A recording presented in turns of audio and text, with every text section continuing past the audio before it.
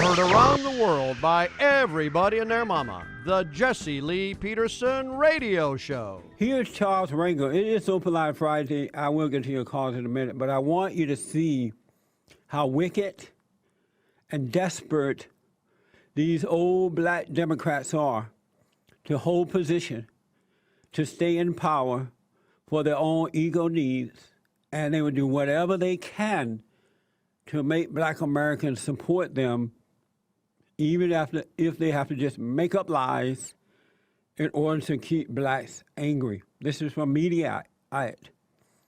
Rangel is a Democrat out of Harlem, New York, an old evil man. It's too bad he's like this in his old age. He can drop his body at any time. And it's unfortunate that he has this type of hatred in his heart for black people. He was talking to CNN. He said Southern GOP still believes in slavery.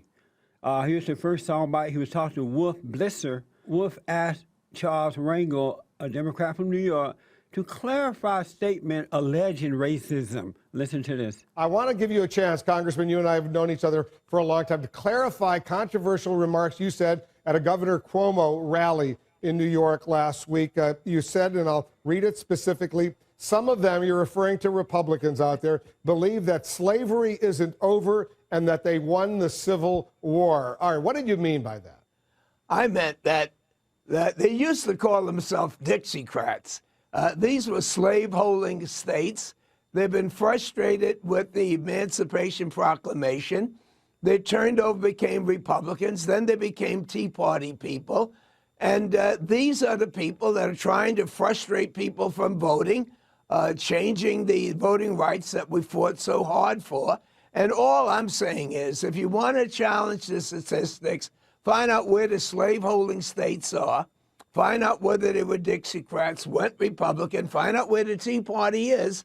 And I'm just saying that it's unfortunate America doesn't deal with the problem of racism, but until we acknowledge that it exists and fight hard to eradicate it, then we still got to be frustrated by people. They all come from the South, and they all have these feelings about superiority, and that's true whether you're picking cotton or whether you're president of the United States. So you're doubling down on those remarks. You're not walking away from them because, as you know, they caused quite a stir, raising the specter of racism out there. I would want to know who in the Republican Party at one point was a Democrat and they owned slaves, or they participated in Jim Crow laws, or they whatever.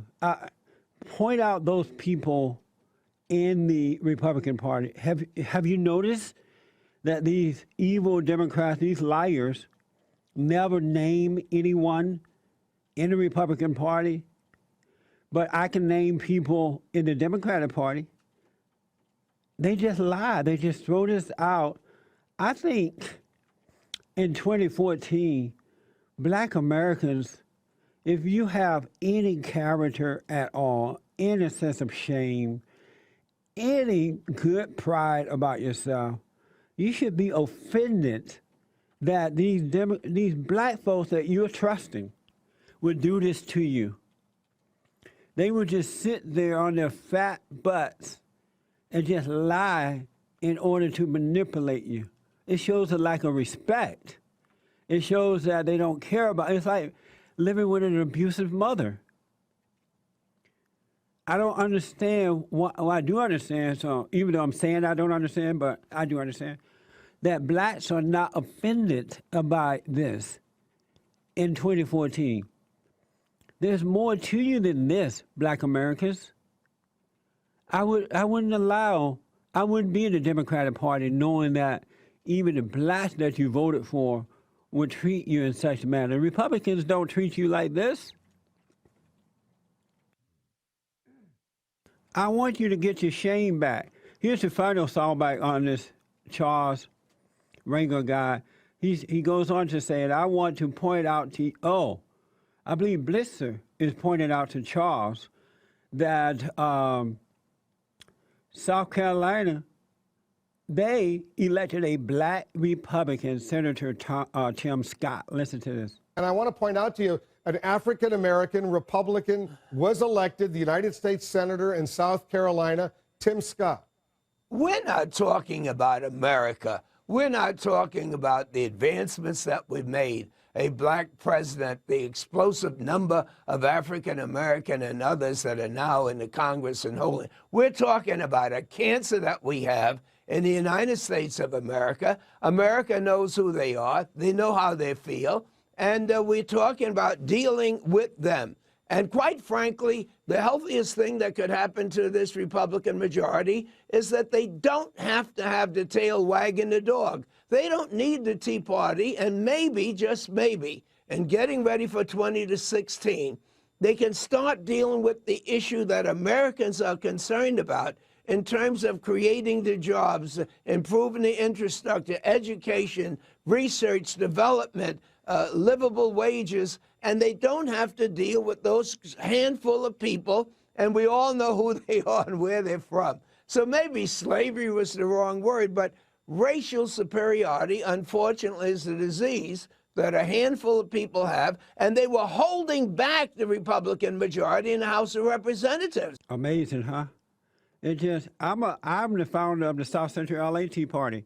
Am I a racist? No. I love black people. Yes. I'm sick of these people. Really am. The sexist and racist Republican Party just elected Mia Love, first black woman to represent Utah in Congress. Tim Scott, first black man elected to represent South Carolina in the Senate. Alicia Stefanik, youngest woman, 30 ever elected to Congress. Sarah Blair, youngest person, 18 ever elected to office in West Virginia. Isn't that amazing? Black people, don't let them. Come on, come out of the darkness into the light. I will take your calls right after this break, folks. I can't believe it's already half hour gone by, just like that, on Friday. But whatever. Back in a moment.